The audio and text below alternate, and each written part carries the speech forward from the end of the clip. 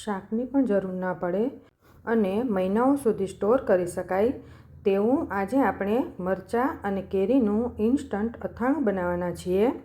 તો ચાલો કેવી રીતે બનાવવું એ જોઈ લઈએ। તો એના માટે મેં અહીંયા 2 મીડિયમ સાઇઝની કેરી લીધી હતી અને એની સાથે 7 થી 8 લીલા મરચાં લીધા છે। કેરી અને મરચાંને આ રીતે મોટા પીસમાં કટ કરી લેવાના।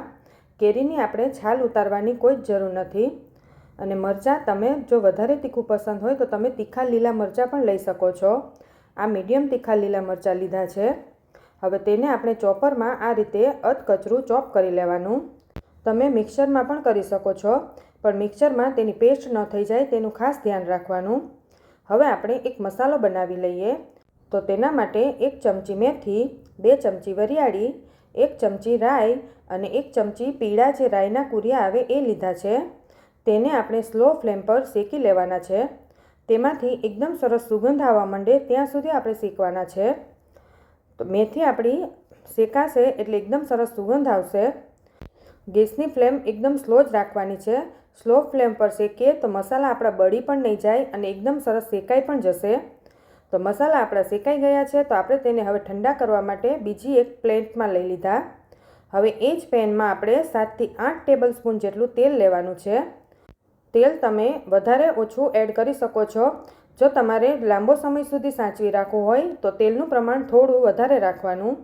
પણ મેં અહીંયા થોડું એવું જ બનાવ્યું છે એટલે ઇન્સ્ટન્ટ ખાવા માટે જ બનાવ્યું છે એટલે તેલનું પ્રમાણ થોડું ઓછું રાખ્યું છે। હવે તેલ આપણું એકદમ સરસ ગરમ થઈ જવું જોઈએ। આ રીતે તમે ચેક કરો તો વરાળ નીકળવી જોઈએ। વરાળ નીકળી જાય પછી ગેસની ફ્લેમ આપણે બંધ કરી દેવાની અને ત્યાં સુધીમાં આપણો જે મસાલો બનાવ્યો હતો એ ઠંડો થઈ ગયો છે તો તેને આપણે અધકચરો વાટી લઈએ।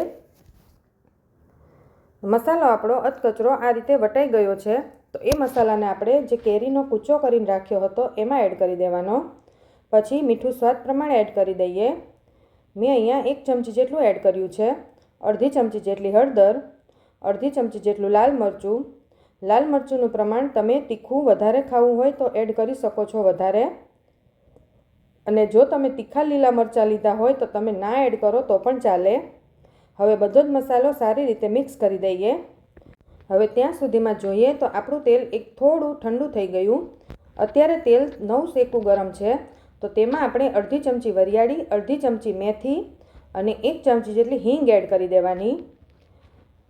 પછી આપણે સારી રીતે આ બધા મસાલા મિક્સ કરી દઈએ। આમાં નવ શેકા ગરમમાં એડ કરવાથી તેની સુગંધ ખૂબ જ સરસ આવશે અને મસાલો આપણો બળી પણ નહીં જાય। હવે આ તેલને આપણે જે કૂચો બનાવીને રાખ્યો છે એમાં એડ કરી દઈએ। આમાં તમે તેલનું પ્રમાણ વધારે રાખશો તો મહિનાઓ સુધી આ કેરીનું અથાણું ખૂબ જ સરસ રહે છે અને ટેસ્ટ તો એનો ખૂબ જ સરસ છે। હવે આ રીતે અથાણું આપણે બનાવી લીધું છે। તમે જોઈ શકો છો કે મસાલો આપણો તૈયાર થઈ ગયો। તો હવે આપણે તેને સ્મોકી ફ્લેવર આપવા માટે આ રીતે કોલસાને ગરમ કરી લીધો અને તેની ઉપર કાચની જારને આપણે ઊંધી વાળી દઈએ જેથી તેમાં એકદમ સરસ સ્મોકી ફ્લેવર આવી જશે અને તેને આપણે 2 થી 3 મિનિટ આ રીતે જ રહેવા દેવાનું। આ રીતે બનાવેલું અથાણું લાંબા સમય સુધી સારું રહે છે અને તેમાંથી સુગંધ પણ ખૂબ જ સરસ આવે છે। હવે 2 થી 3 મિનિટ પછી આપણે આ રીતે વરાળ નીકળતી હોય તેમાં જ આપણે અથાણું ભરી દઈએ અને આ અથાણાને ફ્રીઝમાં રાખવાનું હોય છે। આ અથાણું ફ્રીઝમાં લાંબો સમય સુધી રહે છે અને આ અથાણું તમે રોટલી, પરાઠા, ભાખરી સાથે ખૂબ જ સરસ લાગે છે ખાવામાં। તમે તેની સાથે ખાઈ શકો છો। તો તમે પણ ઘરે જરૂરથી ટ્રાય કરજો અને હા, વિડીયો ગમે તો લાઈક, શેર અને સબસ્ક્રાઈબ કરવાનું ન ભૂલતા।